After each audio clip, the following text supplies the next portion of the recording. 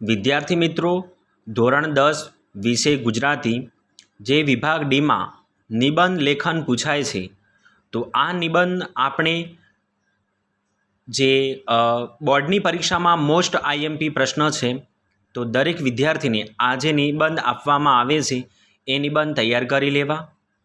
તો પ્રશ્ન નંબર 56માં પૂછાશે કે આપેલા મુદ્દાને આધારે આશરે 250 શબ્દોમાં નિબંધ લખો. 8 માર્કનો રહેશે. એક માતૃપ્રેમ, તો એના નીચે મુદ્દા આપેલા છે. સૌપ્રથમ તમારે પ્રસ્તાવના આપવાની રહેશે. પછી એક મુદ્દો રહેશે કે માતૃપ્રેમનો મહિમા ગાતી પંક્તિઓ, જીવન ઘડતરમાં માતાનું સ્થાન, માતાના સંસ્કાર, નિસ્વાર્થ પ્રેમ, પ્રાણી તથા પંખીઓનો માતૃપ્રેમ, અને લાસ્ટમાં આપવો પડશે તમારે ઉપસાર.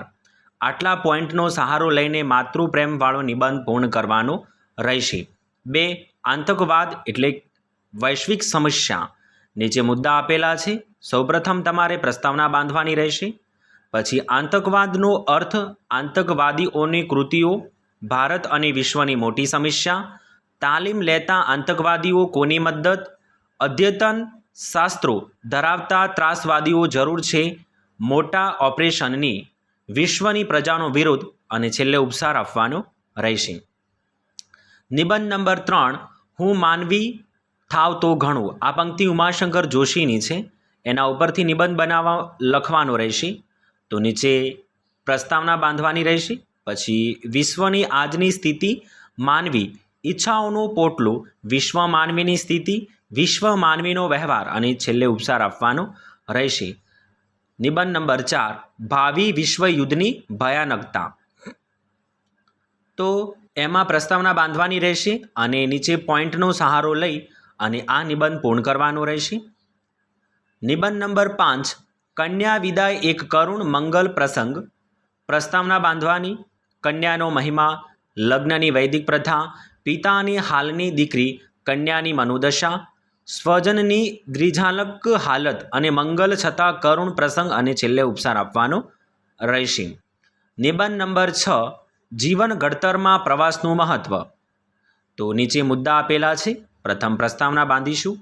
પછી જીવન ઘડતરમાં પ્રવાસનું સ્થાન, પ્રવાસના ફાયદા, પ્રવાસ પ્રત્યક્ષનું જ્ઞાન, સૌંદર્ય દ્રષ્ટિનો વિકાસ, વિશાળ જનસંપર્ક, સાહજિક વૃત્તિનો વિકાસ, એકાગ્રતા, સહનશીલતા, કેળવણી, નિખિલવાણી અને આધ્યાત્મિક મૂલ્યોનો ઉપસાર.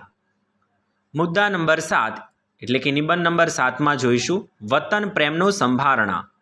નીચે મુદ્દા છે. મુદ્દાનો સહારો લઈને આ નિબંધ પૂર્ણ કરવાનો રહેશે. નિબંધ નંબર 8, જીવનમાં રમતગમતનું સ્થાન. નીચે મુદ્દા આપેલા છે. સૌપ્રથમ પ્રસ્તાવના બાંધીશું. જીવનમાં રમતગમતો સહજપણે સ્વાભાવિક વર્ણાયેલી, તંદુરસ્તી વધે, સ્વાસ્થ્યની જાળવણી, રમતોથી ગુણ અને કૌશલ્યનું ઘડતર, રમતગમત સ્પર્ધાઓથી થતા ફાયદા અને કેટલીક મર્યાદાનો, અને પછી લાસ્ટમાં ઉપસાર બાંધવાનું રહેશે. નિબંધ નંબર 9, માતૃભાષાનું મહત્ત્વ. નીચે મુદ્દા આપેલા છે. એ મુદ્દાનો સહારો લઈ આ નિબંધ પૂર્ણ કરવાનો રહેશે. પ્રથમ, ભાષા બોલીઓની વિવિધતા, માતૃભાષા શીખવાનું પ્રથમ સોપાન, શિક્ષણમાં માતૃભાષાનું મહત્ત્વ, માતૃભાષાને આપતું પ્રોત્સાહન, તમારી નજરે માતૃભાષા, માતૃભાષાનો ઉપસાર. નિબંધ નંબર 10, મોબાઈલના લાભાલાભ. આ બી મોસ્ટ વેરી ઇમ્પોર્ટન્ટ છે.